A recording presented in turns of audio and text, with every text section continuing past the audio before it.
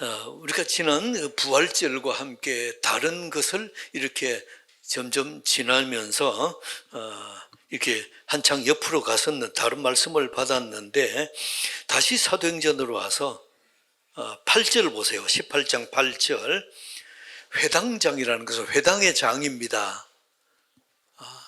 예를 들면 교회의 목사님, 저 신앙사에 그렇다면 주지스님, 이런 사람이에요.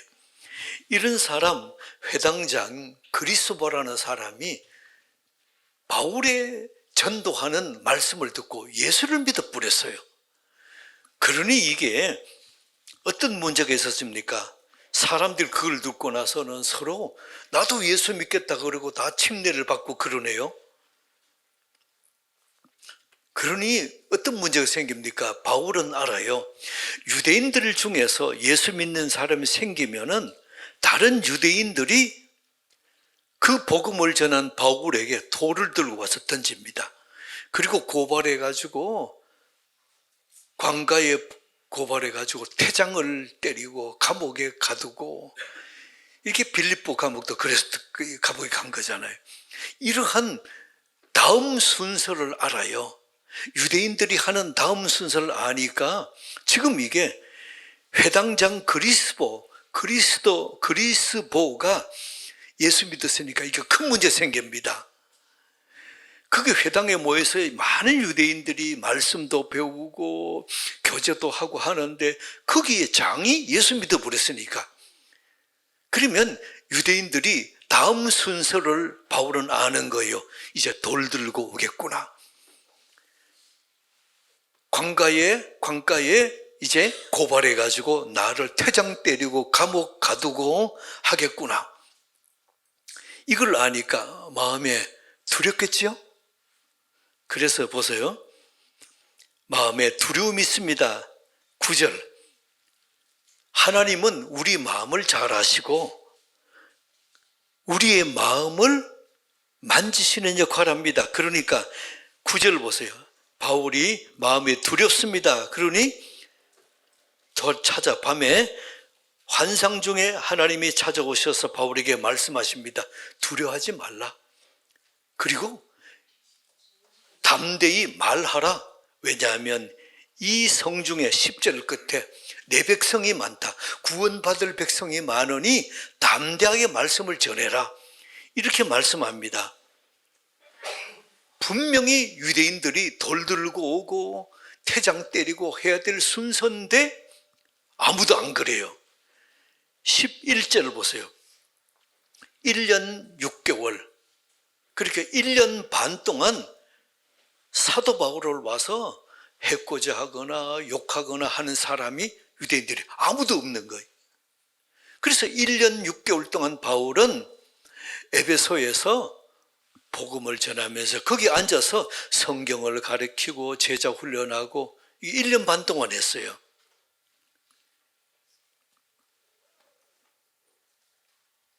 자, 그리고 이제 어떤 문제가 생겼습니까? 12절에 보면 총독이 바뀌었습니다.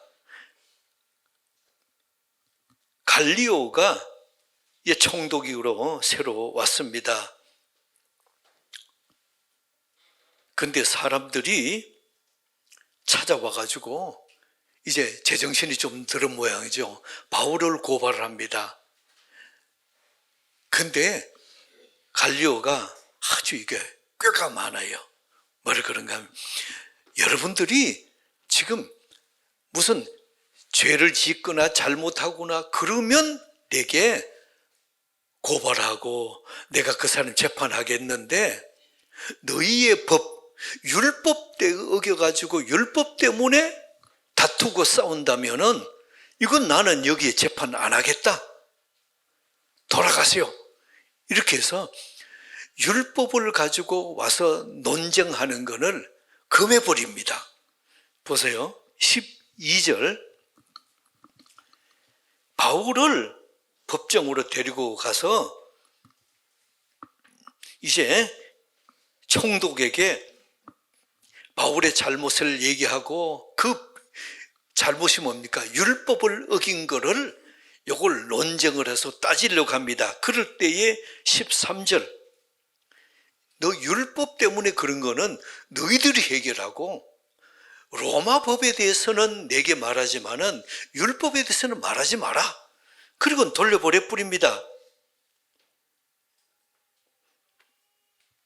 그리고 14절에 바울이 그 총독 앞에서도 한마디 하려고 그러니까 갈리오가 뭐라 그럽니까? 유대인들에게 이 사람 율법에 관한 거라면 내게 얘기하지 마라. 그리고 돌려보내 뿌립니다. 자, 15절에 보세요. 언어와 만일에 언어와 명칭과 너희 법, 율법에 관한 거면은 너희 스스로 처리하고 내한테 얘기하지 마라. 아주 꾀가 많지요. 그래서 요 총독은 유대인의 논쟁에서 싹 빠져버립니다. 그리고 17절에 지금 회당장이 예수 믿어버렸으니까 바뀌었습니다. 소스데네라는 사람이 회당장으로 왔습니다. 이렇게 아직 와가지고 분위기도 파악하고 못하는데 유대인들이 회당장 소스데네를 데려와가지고는 이게 뭔지도 모르는데 그냥 막 두드려 패는 겁니다. 그리고 지금 총독 갈리오는 어때요? 일에 대해서 내하고 상관하지 마라.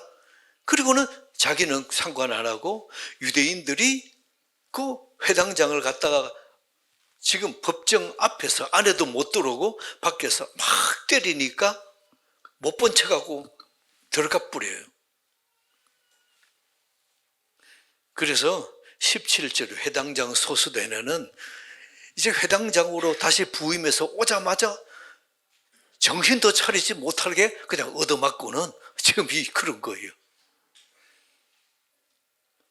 18절 바울이 에베소에 1년 반을 거기서 가르쳤습니다. 아무도 바울을 손을 못 대고 1년 반 동안 하나님이 보호해 주신 거예요. 그래서 18절에 이제는 다른 곳으로 또 이제 떠나야 되겠다. 그리고는 수리아로 떠나는데 18절에 보면 브리스길라와 아굴라도 함께 동역해서 떠납니다. 근데 여기서 서운이 있었으므로 갱그리아에서 머리를 깎았더라 그랬는데 이걸 주석에 아무리 찾아봐도 이게 무슨 서운인가 안 나와 있어요. 이게 내용이 없습니다. 그래 그냥 건너가고 19절에 에베소에서 와서 그들을 거기 머물게 하고 자기는 회당에 들어가서 유대인들과 또 변론합니다. 그리고 21절에 에베소 사람들이 바울에게 1년 반을 말씀을 배웠으니까 제자들도 생기고 많은 이제 추종자들이 있었습니다. 그랬는데 바울이 떠난다니까 좀 더 있으면서 말씀을 가르쳐 주십시오. 그랬습니다. 그때 21절 같이 읽겠습니다. 21절 시작. 작별하여 이르되 만일 하나님의 뜻이면 너에게 돌아오리라 하고 배를 타고 에베소를 떠납니다. 그리고 22절에 가이사라에 상륙하고 안디옥을 내려가고 이제 그러면서 23절에 모든 제자들을 다니면서 여기저기 다니면서 굳건히 하더라. 지금 여기가 신학자들은 여기까지가 사도 바울의 제2차 전도 여행으로 봅니다. 그리고 다음 줄부터 24절부터는 제3차 전도 여행으로 그렇게 정리를 하고 있습니다. 오늘 이 본문을 가지고 우리가 하나님의 은혜를 살펴보고자 합니다. 두 가지 살피겠습니다. 첫째는 뭔가 하면 사도 바울은 왜 이리 가는 곳마다 고난이 많을까요? 가는 곳마다 왜 이리 고난이 많고 어려움이 많고 이렇게 힘든 일이 많을까요?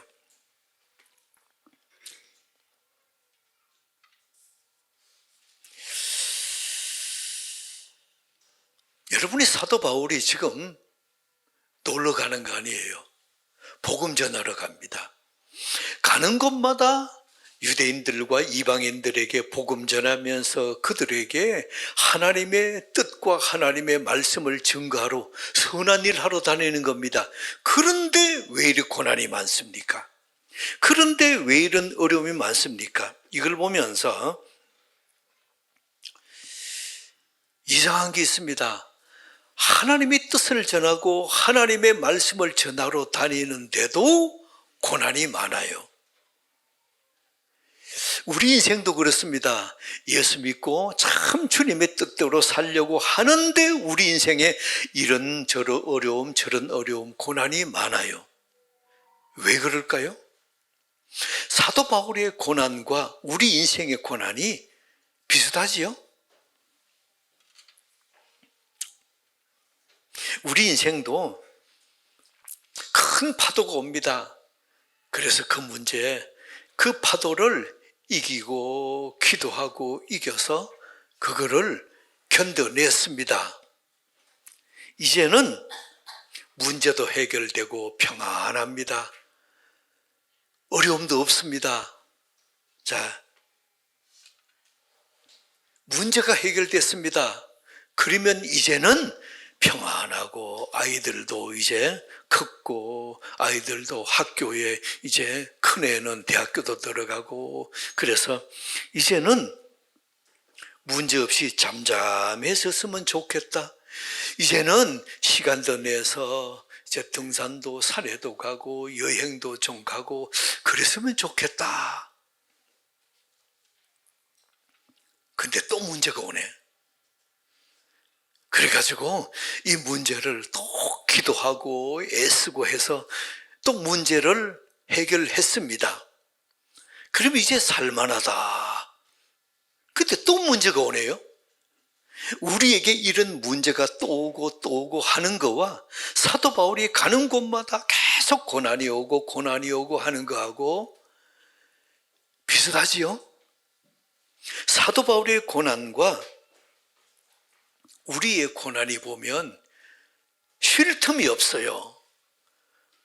무엇을 쉴 틈이 없어요? 기도를 쉴 틈이 없어요. 조금 쉴만하다.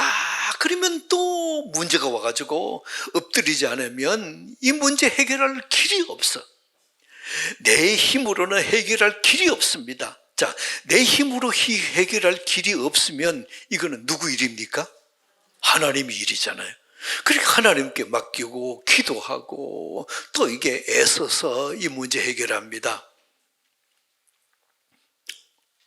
그러면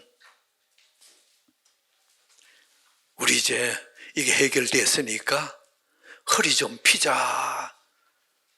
그러면 또 엎드릴 일이 생기네.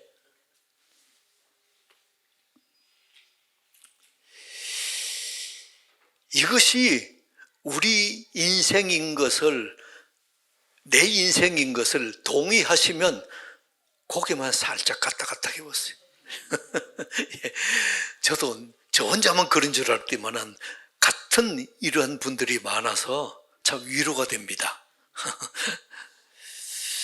놀라운 것은 사도 바울은 그런데 이런 고난 속에서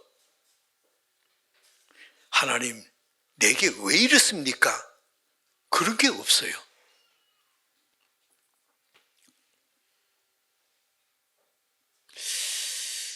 또 이 문제가 해결되고 나서 유대인들에게 욕먹고 매맞고 화를 당하고 그러면 우리 생각은 어때요?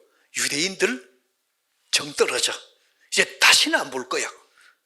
그런데 다른 도시에 가면은 제일 먼저 어디 가요? 회당에 유대인들이 모여서 같이 성경 공부하고 교제하고 하는 그 회당에 가서 또 변론하고 논쟁하고 또 그래요. 19절을 보세요. 19절 보면 에베소에 와서 그들을 거기 머물게 하고 자기는 어디에 들어갑니까? 또 회당에 들어가가지고 유대인들과 변론합니다. 저를 때려봅시다. 사람의 힘으로는 불가능하다. 하나님이 은혜 주시면 가능하다. 그래요. 사도 바울이 제정신으로는 이게 안 됩니다. 그렇게 유대인들에게 욕먹고 매맞고 돌에 맞고 그래놓고 다른 도시에 가면 또 제일 먼저 회당에 또 찾아가네. 하나님의 은혜가 임하면 이게 또 찾아갑니다. 회당에 또 찾아가요. 이게 가능합니다. 여러분들에게 아주 얄미운 사람이 생겼습니다. 근데 내가 미워할수록 내게 착 달라붙습니다. 저녁에 잘 때 되면 또 꿈에 나타나가지고 또 왔다 갔다 해요. 아침에 일어나면 또 와가지고 또 속상하게 해요. 내가 미워할수록 더 달라붙습니다. 이게 사도 바울 보세요. 어이구 유대인들 꼴도 보기 싫어. 자기를 돌 때리고 태장 때리고 그랬으니까 그랬는데 회당에 또 찾아가요. 사도 바울이 자기 정신으로 이게 가능할까요? 안 돼요. 성령께서 은혜 주시지 않으면 이게 가능치가 않습니다. 미운 사람 때문에 속이 상해가지고 막 호흡이 가빠지고 하면 의사는 그럽니다. 협심증이 걸릴 가능성이 있으니 좀 잠잠하시오. 근데 이게 잠잠이 돼야지. 또 그 사람이 또 찾아오는 걸 또 어떻게 해요?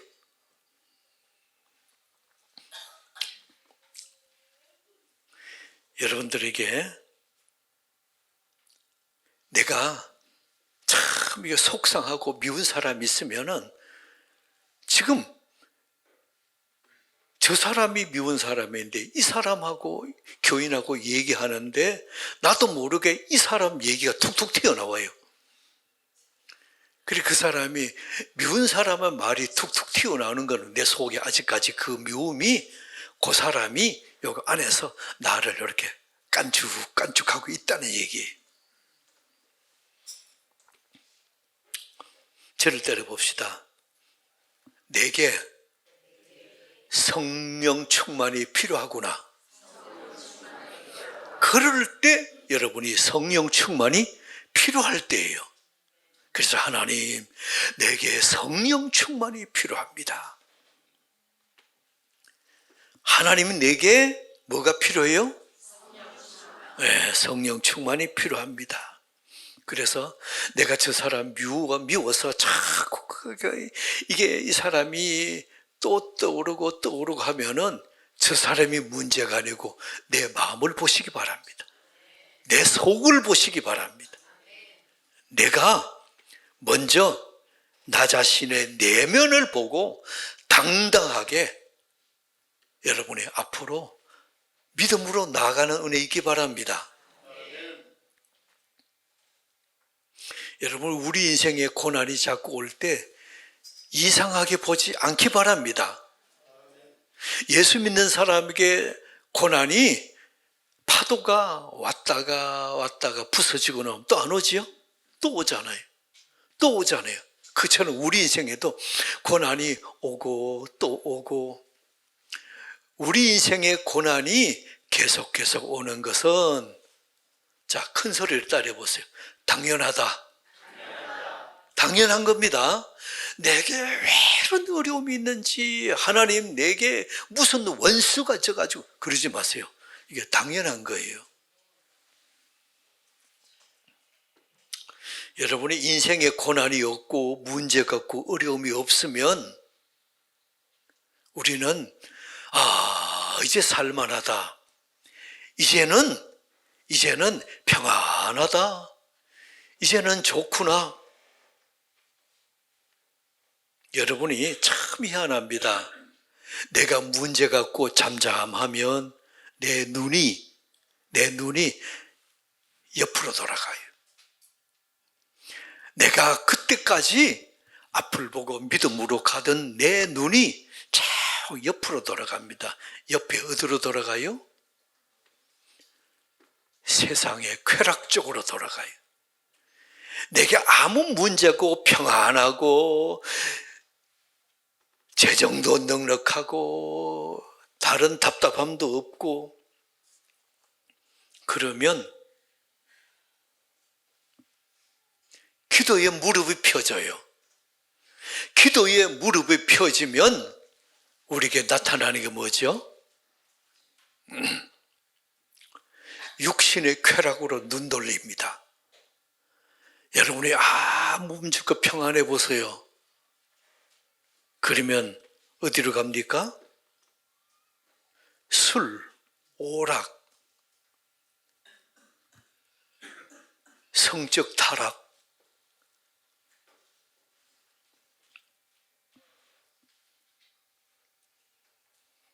또 이게 뭐라고 제가 많이 생각해서 적었는데 생각이 다 안 나네. 마약, 여러 가지 인생의 타락으로 가요. 여러분들이 언제 내가 육신의 타락으로 갑니까? 평안할 때입니까? 문제가 있어서 답답함이 있을 때입니까? 평안할 때요. 평안할 때. 근데 참 희한한 것은 내가 육신을 따라서 내 육신을 기쁘게 하고자 하는데 내 육신에 기쁨이 없어요. 참 희한하죠?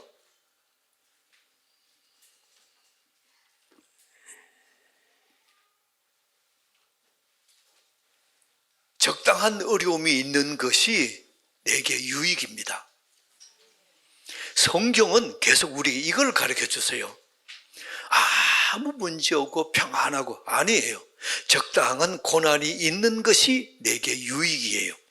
저를 따라 봅시다. 이 고난이 나를 보호해 준다. 한 번 더, 이 고난이 나를 든든히 세워준다.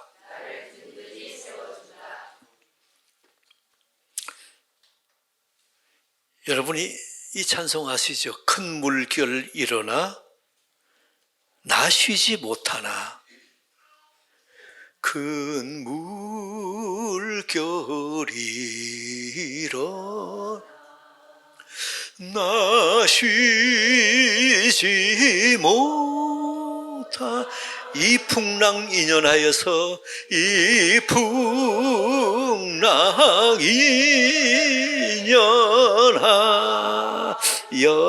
더 빨리 갑니다. 더 빨리 갑니다. 찬송가 가사 보면 기가 막히잖아요.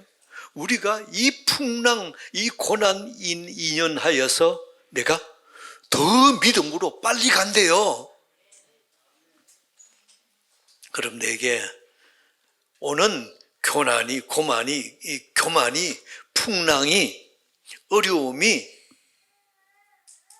이게 나를 교만하지 않게 만드는 방패막이에요. 여러분들이 내게 오는 고난은 하나님의 은혜인 것을 믿으시기 바랍니다. 이게 눈이 열어져야 여러분의 믿음이 한 단계 성숙되어져요. 고난이 올 때 왜 이렇게 고난이 오는지, 저분은 평안한데 내게는 왜 이런 고난이 오고 왜 이런 풍랑이 자꾸 오는지, 그게 은혜라니까요. 그게 하나님의 사랑이라니까요. 이것이 하나님의 은혜인지 보여주시면 그 다음 여러분의 눈이 열어집니다. 그럼 눈이 열어져요. 오히려 고난 가운데 엎드려 저를 이게 기도하고 하나님께 감사합니다.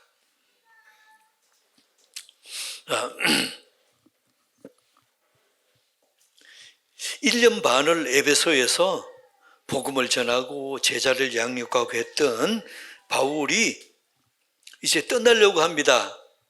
20절을 보세요. 그럴 때 사람들이 붙들면서 좀 더 있으면서 우리를 가르쳐 주십시오.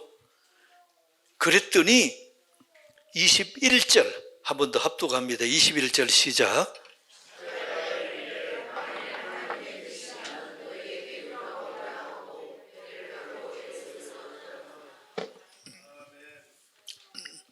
저를 따라봅시다. 하나님의 뜻이면. 한 번 더 시작. 더 크게 봅시다. 시작. 여러분이 장래 일을 말할 때 꼭 말해야 되는 게 바로 이거예요. 하나님의 뜻이면.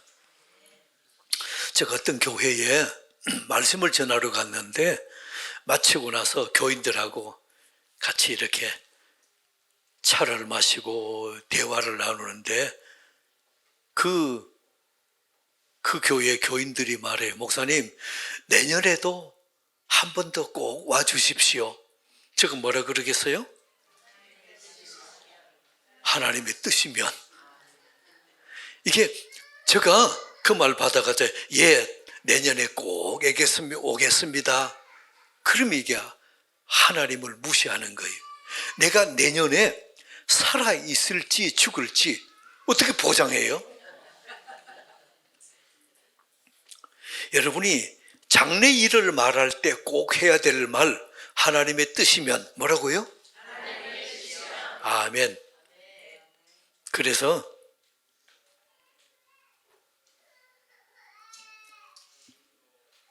그래서 만약에 다른 데 여러분들이 가서 서로 은혜 나누고 나서 그분들이 그래요.